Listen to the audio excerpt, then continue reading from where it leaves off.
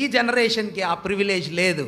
ఆకాశం వైపు చూసే ప్రివిలేజ్ లేదు, నక్షత్రాలను చూసే ప్రివిలేజ్ లేదు, వెన్నెలను చూసే ప్రివిలేజ్ లేదు, చీకటి పడితే ఆ సౌందర్యమైన ఆకాశాన్ని చూసే ప్రివిలేజ్ లేదు.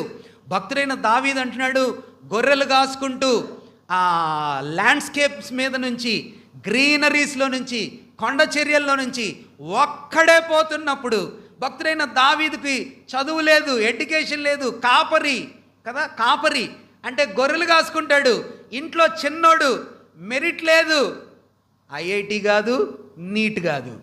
చాలామంది అనుకుంటారు అయితే చదివితే ఐఐటి చదవాలా,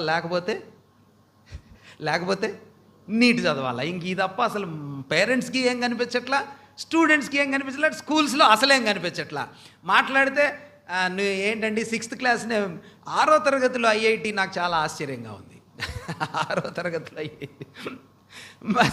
అయితే ప్రభు అంటున్నాడు దావీదు ఐఐటి చదవాలా, నీట్ రాయలా, దావీదుకు స్కూల్ బ్యాగ్ లేదు, దావీదు భక్తుడికి టీచింగ్ లేదు, లెసన్ లేదు, సిలబస్ లేదు, స్కూల్ లేదు, ఏమి అంబివియన్స్ లేదు. What a school it is. ప్రియమైన యవ్వన పిల్లలారా, చిన్న పిల్లలారా, తల్లిదండ్రులారా, సహోదర సహోదరులారా, దేవుని పిల్లలమైన మనమందరము ఈ దివ్యమైన సృష్టి, ఈ దివ్యమైన ప్రకృతి, ఈ దివ్యమైనటువంటి స్కూల్లో నుంచి మనం నేర్చుకోవాలి అంటున్నాడు కదా భక్తుడైన దావీదు. ఎన్ని పదాలు మనం చూడవచ్చు.